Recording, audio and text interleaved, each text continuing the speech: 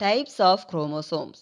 இந்த குரோமோசோமில் சென்ட்ரோமியர் இருக்கும். இந்த சென்ட்ரோமியரோட பொசிஷனை பொறுத்தும் இந்த குரோமோஸோட ஃபங்க்ஷனை பொறுத்தும் இந்த குரோமோசோமை ரெண்டாக பிரிச்சிருக்காங்க. அப்போது ஃபஸ்ட்டு சென்ட்ரோமியரோட பொசிஷன். ஸோ சென்ட்ரோமியர்னா இதை நாம் பிரைமரி கன்ஸ்ட்ரக்ஷன் அப்படின்னு சொல்லலாம். கன்ஸ்ட்ரக்ஷன்னா என்ன? சுருக்கங்கள்.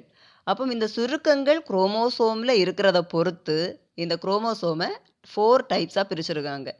இதெல்லாம்னா telocentric, acrocentric, submetacentric, metacentric.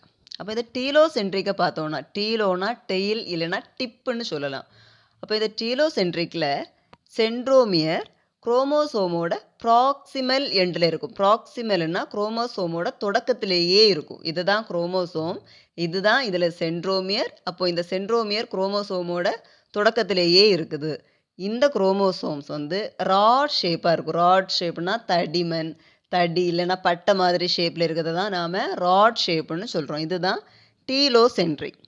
Next acrocentric. இந்த ஆக்ரோசென்ட்ரிக்லையும் இந்த சென்ட்ரோமியர் ஒரு எண்டில் தான் இருக்கும். ஆனால் அந்த தொடக்கத்திலேயே இருக்காது. ஆனால் அதை விட கொஞ்சம் கீழே இறங்கி இருக்கும்.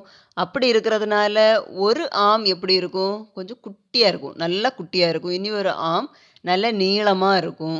இதுவுமே ராட் ஷேப்பில் தான் இருக்கும். இப்போ டீலோசென்ட்ரிக்கும் ஆக்ரோசென்ட்ரிக்கும் ராட் ஷேப்பில் தான் இருக்கும்.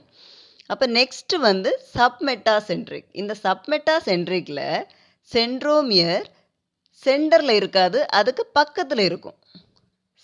எக்ஸாக்டாக சென்டரில் இருக்காது, ஆனால் சென்டருக்கு பக்கத்தில் இருக்குது. அப்படி இருக்கிறதுனால எப்படி ஆகும்? ஒரு ஆம் கொஞ்சம் குட்டியாக இருக்கும், இனி ஒரு ஆம் அதை விட கொஞ்சம் கூட பெருசாக இருக்கும். அதனால இதை நம்ம 2 அன்ஈக்குவல் ஆர்ம்ஸ்னு சொல்கிறோம்.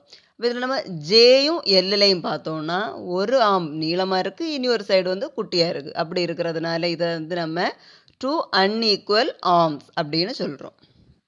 அப்புறம் நெக்ஸ்ட் மெட்டாசென்ட்ரிக். மெட்டாசென்ட்ரிக்கில் பார்த்தீங்கன்னா இந்த சென்ட்ரோமியர் கரெக்டாக அதனுடைய சென்டர்லேயே இருக்கும். குரோமோசோமோட சென்டர்லேயே இருக்கிறதுனால 2 ஆர்ம்ஸுமே ஈக்குவலாக இருக்கும். அப்போ இதனுடைய ஷேப் லெட்டர் வியை மாதிரி இருக்கும். அப்போ நம்ம இந்த வியில் பார்க்கும்போது 2 லைன்ஸுமே சேம் லென்த்தாக இருக்கும். அதனால இதுக்கு 2 ஈக்குவல் ஆர்ம்ஸ் இருக்குது. இதுதான் types of chromosome based on the position of centromere. Next based on function. அப்போ குரோமோசோமோட ஃபங்க்ஷனை பொறுத்து 2 டைப்ஸ் ஆஃப் குரோமோசோம்ஸ் இருக்குது. இதெல்லாம்னா ஆட்டோசோம்ஸும் ஆலோசோம்ஸ்.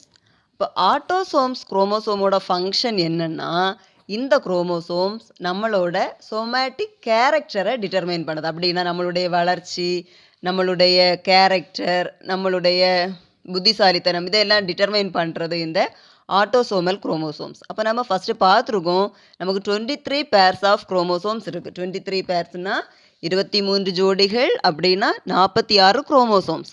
இந்த 23 பேர்ஸில் 22 பேர்ஸ் ஆட்டோசோமல் குரோமோசோம்ஸ். 22 பேர்ஸ்னால் எத்தனை? 22 ஜோடிகள், 22 ஜோடிகள், அப்படின்னா 44 குரோமோசோம்ஸ் ஆட்டோசோமல் குரோமோசோம்ஸ். அப்போ இதில் மிச்சம் எத்தனை குரோமோசோம்ஸ் இருக்குது? ஒரு பேர் தான் இருக்குது. ஒரு பேர்னா எத்தனை குரோமோசோம்ஸ்? 2 குரோமோசோம்ஸ். அப்போ இந்த 2 குரோமோசோம்ஸோட ஃபங்க்ஷன் என்னென்னா இதுதான் நம்மளோட செக்ஸை டிட்டர்மைன் பண்ணுது. அப்படின்னா ஆணா பொண்ணா அப்படின்னு உள்ளதை டிட்டர்மைன் பண்ணுறது இந்த 2 குரோமோசோம்ஸ் தான். அதனால் இதை செக்ஸ் குரோமோசோம்ஸ் அப்படின்னு சொல்கிறோம். அதுக்கப்புறம் இந்த 2 குரோமோசோம்ஸும் ஆண்களுக்கும் பெண்களுக்கும் டிஃப்ரெண்ட்டாக இருக்கும். அதனால் இதை என்ன சொல்கிறோம்? Hetero chromosomes. ஆண்களுக்கு இந்த குரோமோசோம்ஸ் ஒரு குரோமோசோம் எக்ஸாக இருக்கும், இன்னொரு குரோமோசோம் ஒய்யாக இருக்கும். அப்படின்னா ஒரு எக்ஸ் ஒரு ஒய் குரோமோசோமாக இருக்கும். அதுக்கப்புறம் ஃபீமேலுக்கு ரெண்டுமே எக்ஸாக இருக்கும், எக்ஸ் எக்ஸ் குரோமோசோமாக இருக்கும். இதுதான் குரோமோசோமோட டைப். Next karyotype.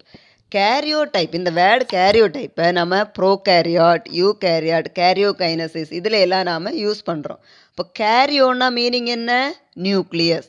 அப்போ நியூக்ளியஸ்க்கு உள்ளாடி என்னது இருக்குது? குரோமோசோம்ஸ் இருக்குது. அப்போ இந்த குரோமோசோமோட நம்பர், எத்தனை குரோமோசோம்ஸ் இருக்குது, அந்த குரோமோசோமோட சைஸ் என்ன, அதனுடைய ஷேப் என்ன, இதையெல்லாம் பற்றி பார்க்குறது தான் கேரியோடைப். அப்போது கேரியோடைப்புன்னா என்ன? குரோமோசோமோட குரோமோசோம் எங்கே இருக்குது? நியூக்ளியஸுக்குள்ளாடி இருக்குது. ஒரு ஆர்கானிசத்துக்கு நியூக்ளியஸ்க்கு உள்ளாடி குரோமோசோம் இருக்கும். அப்போ இந்த குரோமோசோமோட நம்பர், சைஸ், ஷேப் இதை பற்றியெல்லாம் பார்க்குறது தான் கேரியோடைப். அப்புறம் நெக்ஸ்ட் வந்து இடியோகிராம். இடியோகிராம்னா இந்த டயக்ராமாக ஒரு பிக்சராக எக்ஸ்பிளைன் பண்ணுறது. இந்த கேரியோடைப்பை ஒரு பிக்சர் மாதிரி ரெப்ரசன்ட் பண்ணியிருப்பாங்க. அதுதான் இடியோகிராம். இந்த குரோமோசோம்ஸை எப்படி ரெப்ரசன்ட் பண்ணியிருப்பாங்கன்னா, அதை எப்படி அரேஞ்ச் பண்ணி வச்சுருப்பாங்கன்னா, அதனுடைய ஆர்டர் வந்து லென்த். அப்போ நீளம் லென்த் அதிகமாக இருக்கிறதெல்லாம் ஃபஸ்ட்டாக இருக்கும். அதுக்கப்புறம் அதெல்லாம் லென்த் கம்மியானது, அந்த மாதிரி அதனுடைய அரேஞ்ச்மெண்ட் அப்படி இருக்கும். அதுக்கப்புறம் அதனுடைய திக்னஸை பொறுத்து, அதனுடைய அப்புறம் சென்ட்ரோமியரோட பொசிஷனை பொறுத்து, அதுக்கப்புறம் குரோமோசோமோட ஷேப்பை பொறுத்து, இதையெல்லாம் பொறுத்து அந்த குரோமோசோமை அரேஞ்ச் பண்ணி வச்சுருப்பாங்க. அப்புறம் அரேஞ்ச்மெண்ட் ஆஃப் இந்த குரோமோசோமை டயக்ராமேட்டிக்காக ரெப்ரசன்ட் பண்ணியிருப்பாங்க. அதை தான் இடியோகிராம் அப்படின்னு சொல்லுவோம். அப்புறம் நமக்கு ஒரே ஒரு பேர் செக்ஸ் குரோமோசோம் இருக்கு இல்லையா, அந்த செக்ஸ் குரோமோசோம் அந்த லாஸ்ட்டில் வச்சுருப்பாங்க. அதுதான் இடியோகிராம். அப்புறம் நம்மளோட உடம்புல இந்த குரோமோசோம்ஸ் எல்லாமே எப்போவுமே ஜோடி ஜோடியாவாக தான் இருக்கும், பேராக தான் இருக்கும். அப்போ இந்த பேராக இருக்கக்கூடிய இந்த எண்ணிக்கையை நாம் டிப்ளாய்டு அப்படின்னு சொல்கிறோம். டிப்ளாய்டுனா 2n, 2 குரோமோசோம்ஸ் எப்போவுமே சேர்ந்து தான் இருக்கும். அப்புறம் இந்த குரோமோசோம் இந்த சேர்ந்து இருக்கக்கூடிய குரோமோசோம் நம்மளுக்கு ரீப்ரொடக்ஷன் நடக்கிற டைமில் என்ன ஆகும்னா, அதில் இருந்து ஒரே ஒரு குரோமோசோம், இந்த செக்ஸ் குரோமோசோம் 2x இருக்கு இல்லையா, அதை மாதிரி 2x வந்து ஃபீமேலில் இருக்குது. அதுக்கப்புறம் ஒரு எக்ஸ் ஒரு ஒய், இது வந்து மேல் இருக்குது. அப்போ இந்த ஃபீமேலேருந்து ஒரு எக்ஸ் குரோமோசோம் வரும். அப்புறம் இந்த மேலேருந்து ஒரு எக்ஸ் குரோமோசோம் வரும், இல்லைன்னா ஒரு ஒய் குரோமோசோம் வரும். ஏதாவது ஒன்று தான் வரும். அப்போது இந்த ரெண்டும் இப்படி தனியாக வர்றதுனால, இது இப்படி சிங்கிளாக இருக்கிறத நாம் என்ன சொல்கிறோம்?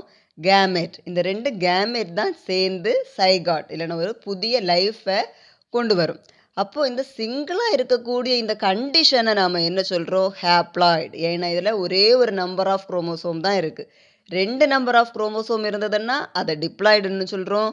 ஒரு நம்பர் ஆஃப் குரோமோசோம் இருந்ததுன்னா அதை நாம் வந்து ஹேப்ளாய்டு அப்படின்னு சொல்கிறோம். This is all about the chromosome.